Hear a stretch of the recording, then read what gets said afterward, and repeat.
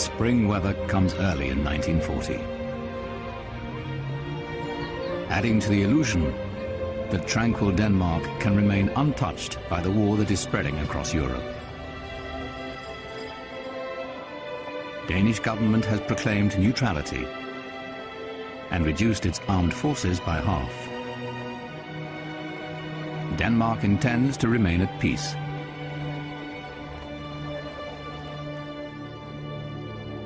On the morning of April 9th, everything changes.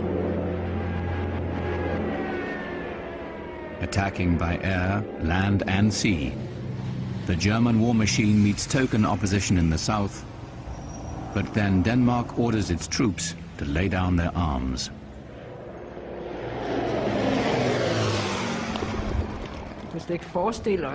We could not imagine that it had anything to do with the war or occupation or anything like that. We flew out of our beds and looked out of the window. They were very close. Those Germans, they were always so noisy. Suddenly we realized that this was something very terrible. The invaders capture the headquarters of the Danish Army General Staff without firing a shot. Disbelieving Danes wander the streets, watching helplessly. German leaflets and posters say, "We come not as enemies but as friends," and promise that Denmark will remain under Danish law and government. It's hard to believe. Hitler has occupied an entire country in under 6 hours.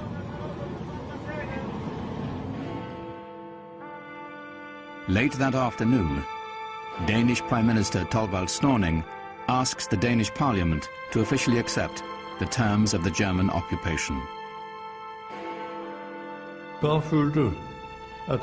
My father felt that his policy was the least harmful for the people.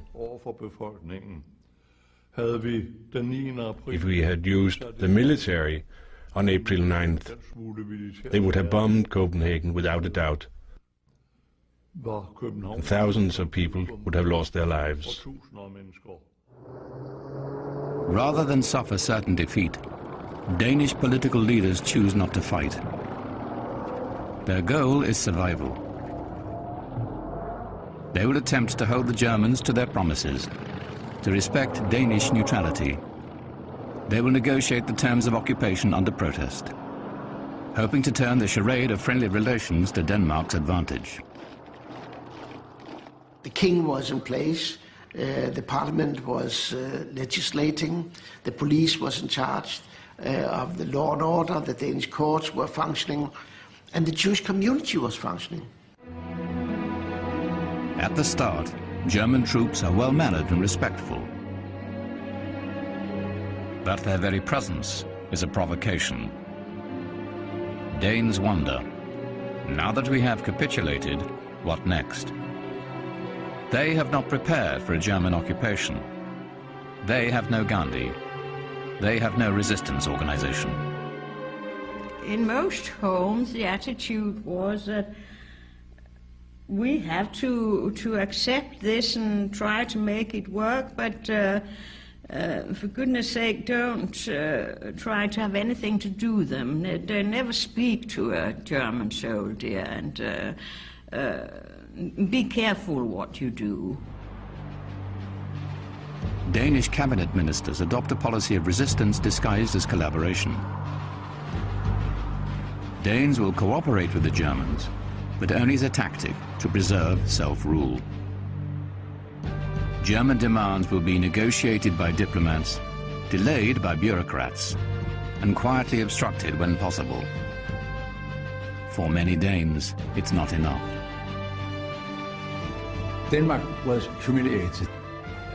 The whole population actually suddenly felt that they had lost something of their dignity, something of their country's dignity. What were you to do? What could you do in this situation? You couldn't go out fighting. The fight was not there. So they gathered in the park of the city and sing national anthems.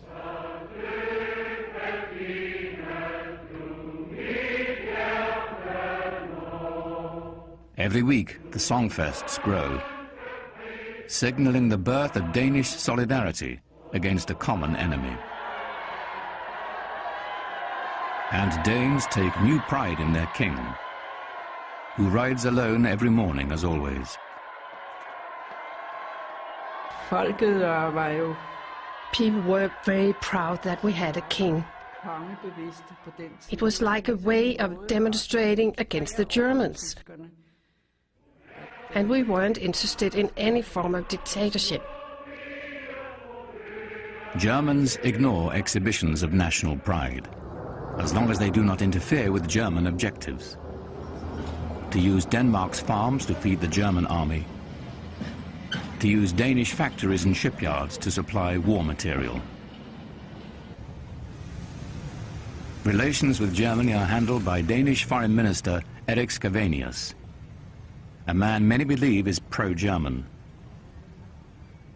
When people argued with him and said, well, in the long run we are losing our respect all over the country, he said, well, yes, that's correct, but we might keep our respect and be dead, all of us. He said, how many corpses do you want in order to save your honor?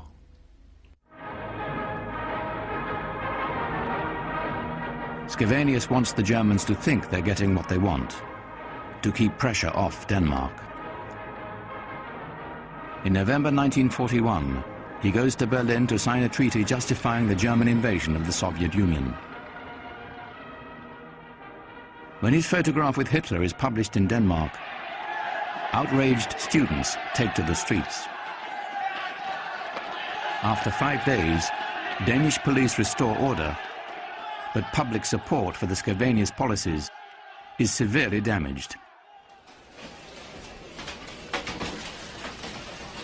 Underground resistance leaders condemn even tactical collaboration as treason. Their primary weapon is information. The illegal press reaches 2.5 million, Denmark's entire adult population. Uncensored news of the war, gathered from the BBC and other sources, fuels Danish hopes. And the illegal press also encourages active resistance of all kinds. Small-scale attacks, arson, the stealing of weapons from German soldiers, pouring sugar into gas tanks are the work of untrained high school students. They say, if the adults won't do something, we will. German authorities order local police to crack down, but patriotic young Danes are determined. I was very angry at the time. A lot of young people were angry. And we were angry that we hadn't done more, resisted more than we had. We later realized that it was a hopeless situation. But that doesn't change the feeling, which I still have, that we protected our country so poorly. In November, SS General Werner Best takes charge in Denmark. Hitler tells him to rule with an iron hand. Best pressures Erik Scavenius, the new prime minister, but most Danes have turned against the Scavenius policies. On BBC broadcast from London, a Danish political exile, John Christmas Møller, now speaks defiantly against the prime minister and calls for active resistance. Understand that the merciless rule here, and it's time for Denmark to take a stand. Are you going to join, and are you willing to contribute? We must ensure that we do not harm the soul of the nation.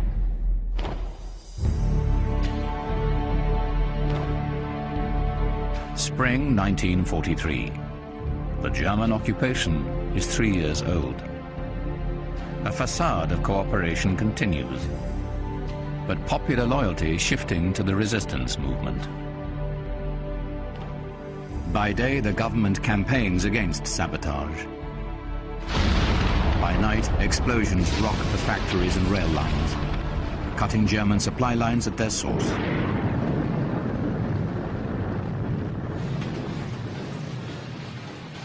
By summer of 1943, reports of German defeats in Russia, North Africa and southern Europe encouraged the Danes to more vigorous resistance. There were strikes in the provincial towns, not only strikes in the factories, but the whole cities where administration, stores, everything was closed. Sabotage attacks more than double in only 1 month. But those Danes who are unable to carry out sabotage find other ways to resist, even defying their own government. First of all, we worked really slowly. We never worked at the same speed as before the war. We received orders to build new ships, but the ships were never finished. The construction was sabotaged. So in the end, they had to drag them down to Germany to finish them. The Danish authority did whatever they could to stop the strikes. And they found out that this was impossible. They could not. They had lost the authority. The authority of leading these masses lay with some local, unauthorized, not elected leaders, and with the illegal press. A government in name only. Danish political leaders have one last act to perform. On the morning of August 28, 1943, they receive an ultimatum from the German occupiers. Strikes must be banned, curfews imposed, saboteurs executed. Denmark must answer by 4 p.m. Parliament debates the demands for 6 hours. Now, these were demands they could not say yes to. And then they told the Germans that they could not accept this ultimatum. Foreign Minister Scavenius and his cabinet resign. Parliament goes home. Denmark is no longer under Danish authority. Direct German rule, postponed for 3 years by the Scavenius policy of cooperation, descends on Denmark. The Wehrmacht occupies key facilities. Gatherings of 5 or more persons are banned. The new rules are brutally enforced. Now we knew where we were. Two opposite parties, and cooperation had become impossible, so we would have to go our different ways, trying to make things work, of course, but there was no doubt now that they were the enemy and we were the occupied country. Just weeks later, they face their first crisis, when Adolf Hitler orders his commanders to impose Germany's racial laws in Denmark.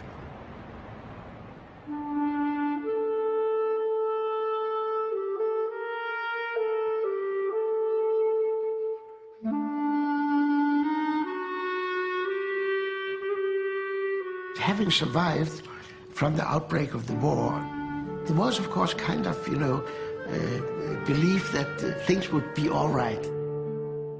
But the shield which had protected us against the fate of Jews in the rest of Europe, the shield disappeared, and we were standing undefended against the Germans. The German Gestapo has obtained a list of names and addresses for the 7,000 Danish Jews. But plans for the roundup have been leaked. The Jews are warned. Thousands of Danes step forward to save them.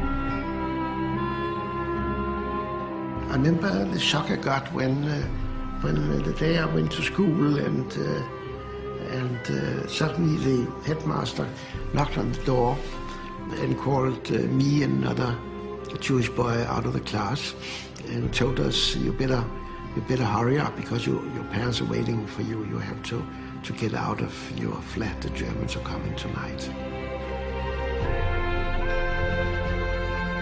The roundup begins on the night of October 1st. But the Jews have been hidden in attics and cellars, in the churches and homes of thousands of Danes who have spontaneously taken them in.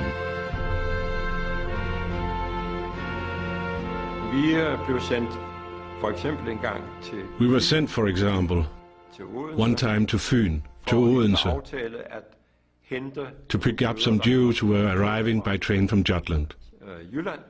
And we were to help them pass as casually as possible through the German checkpoints at Storebælt. The ferries there were closely guarded by the Germans, so it was necessary for us to pretend that we had a relationship with these people.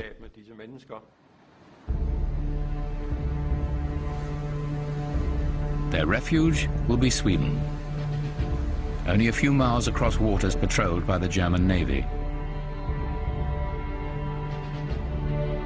They hide in forests and wait.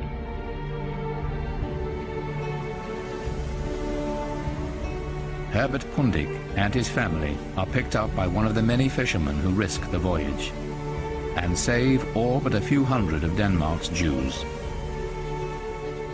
I looked back towards the coast and I saw something which I'll never forget in my whole life. I'm not a religious person myself, but still I'm still moved when I think about it.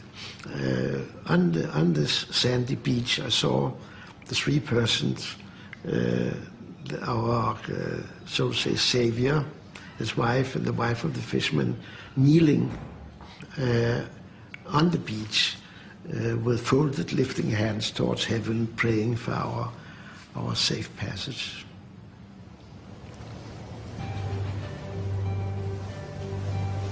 The rescue of the Jews has united and inspired Danes, just as they are coming to view the resistance movement as their de facto government. The Freedom Council publishes a first clandestine leaflet in November 1943. A program of resistance aimed at denying Germany the benefits of occupation. With explosives and equipment airdropped by British forces, the underground avoids human targets, concentrating on war-related industry.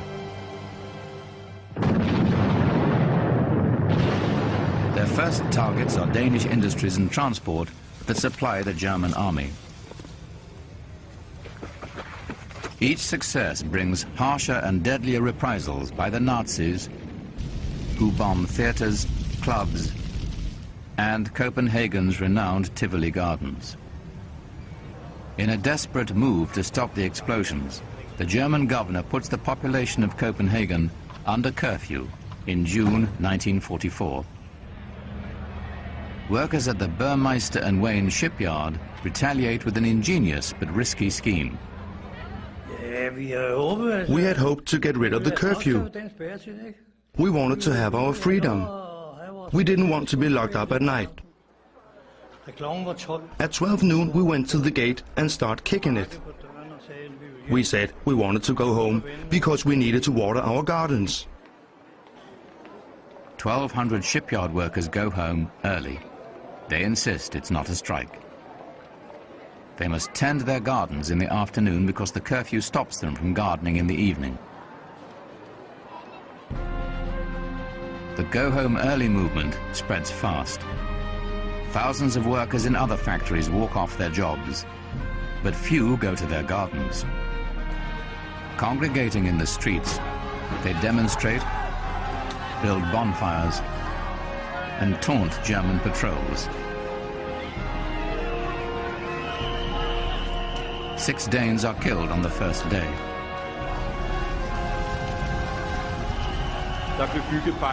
There were barricades in the streets.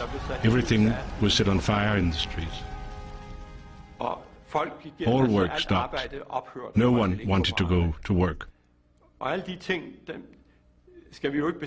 these things created a sense in the population that the Danes now had to fight against the Germans, and that was probably the most crucial effect of the general strike. Nazi governor Werner Best tightens the vice daily.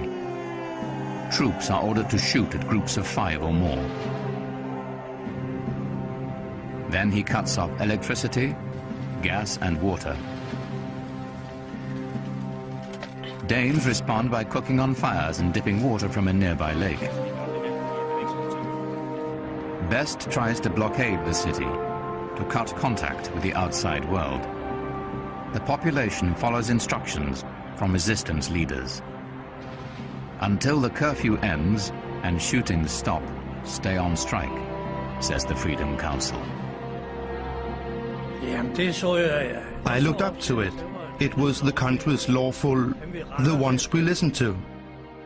We'll be on strike until tomorrow at 12 o'clock. It was very, very clear to see. The people follow that. And precisely at 12 o'clock the next day, everything started up again. The Germans had great respect for that. Best is desperate to resume production, but his military options are limited as troops have been taken out of Denmark to fight the losing war. Most of all, he knows that Danish workers are worth more alive than dead. On the 9th day, Best concedes. He will end the curfew and withdraw his troops if the strikers go back to work. The Freedom Council issues a victory bulletin which ends the walkout. It declares strikes are their most effective weapon. Unwittingly, the Danes have adopted Gandhi's favorite tactic by simply withdrawing their obedience.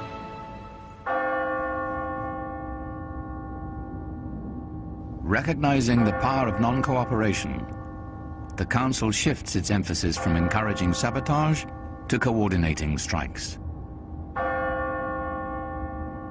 In the next month, they call for a series of symbolic 2-minute stoppages.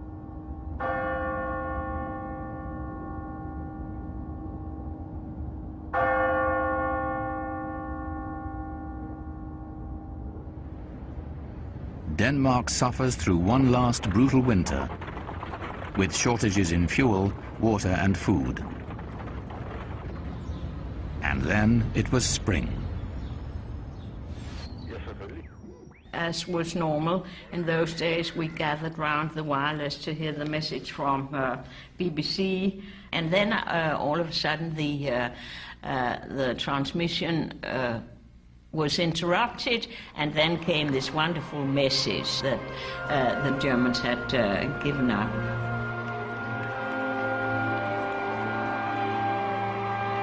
A Danish historian concluded, Denmark had not won the war, but neither had it been defeated or destroyed.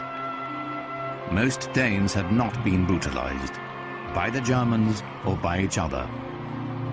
Non-violent resistance saved the country and contributed more to the Allied victory than Danish arms ever could have. It was a physical feeling, a combination of euphoria and the chill. It felt so strange. The tears welled up, and I remember very clearly that I spontaneously said, "So we survived." Those were probably the first words out of my mouth. So we survived.